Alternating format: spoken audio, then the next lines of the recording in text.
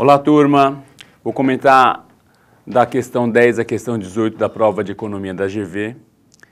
Começando pela questão 10. Questão 10, questão que você tinha que saber trabalhar com soma e produto, mais propriamente com produto de equação de segundo grau, né? Então era só fazer o produto C sobre A nas duas equações e aí você conseguia então descobrir o valor de Q, que era 9/2, alternativa A. Ok? Questão 11, uma questão interessante, uma questão de estimativa, né? A questão queria saber qual o número estimado da cabeça de uma moça que tem 4 fios de cabelo por milímetro quadrado. Tá? Então, você poderia fazer uma estimativa de uma semisfera, cabeça uma semisfera, de raio aproximado aí nós colocamos 10 centímetros ou 100 milímetros, ok?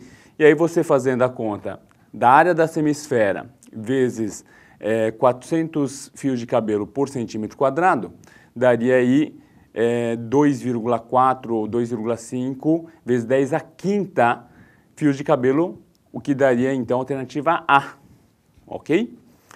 Questão 12, questão de probabilidade, uma questão difícil, mas uma questão clássica.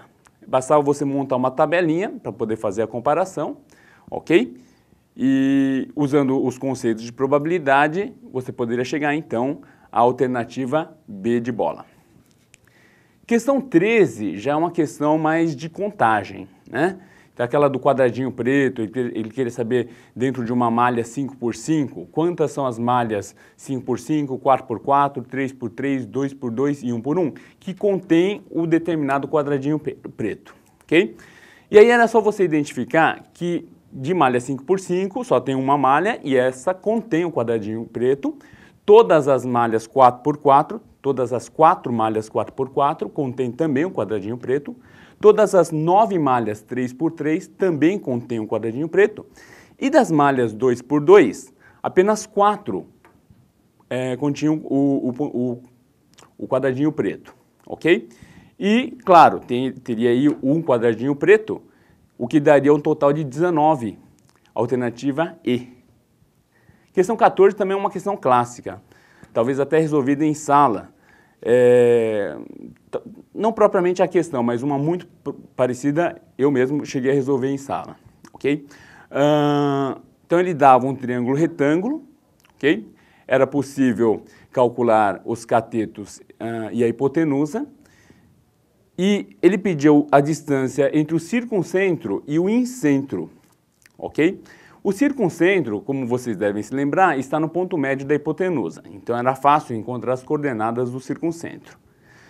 Para encontrar o incentro, seria necessário calcular o raio do círculo inscrito, que também não era difícil. Você pode usar o conceito que a área é semiperímetro vezes o raio, ou se não, usar o teorema das tangentes.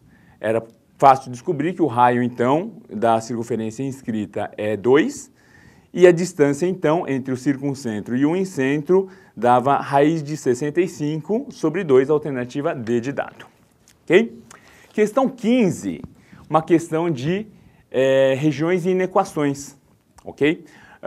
Era só lembrar, só o vestibulando lembrar, que no produto maior ou igual a zero, né, ou um dos dois é zero, ou você tem positivo com positivo, que o produto dá maior que zero, ou negativo com negativo, que também o produto dá maior que zero, ok? E aí, fazendo esse estudo, você chegaria facilmente à alternativa C. Muito bem. Questão 16, questão de estatística, também é uma questão simples, né? Ele pedia a distância, ou melhor, a diferença entre a mediana e a média de uma distribuição de frequências que ele dava, ok? A mediana, você lembrando, você pode lembrar que é o termo do meio da distribuição. Então, como eram 25 apartamentos no edifício, o 13º apartamento, que correspondia aí a 3 correspondências recebidas, ok? A média, era só calcular, né? Dava 2,76 e a diferença entre eles, então, 0,24, alternativa B de bola. Questão 17, questão de Girard, né? Então, usando as relações de Girard, só pela soma das raízes, ele dava 3 raízes, você poderia descobrir a 4ª raiz, ok? que era menos 6, e aí era só você calcular o pedido aí, alternativa D de dado. E finalmente a questão 18. A questão 18 é uma questão de interpretação, né? Então ele dava um enunciado até longo, mas que você tinha só que interpretar. Porque interpretando a questão e escrevendo o sistema, era só olhar para as alternativas, porque ele queria exatamente o sistema a ser resolvido. Você não precisaria resolver o sistema, ok? Então uma prova aí, seguindo os padrões da prova de economia. Deixo para o professor Daniel comentar as demais questões. Tchau, gente.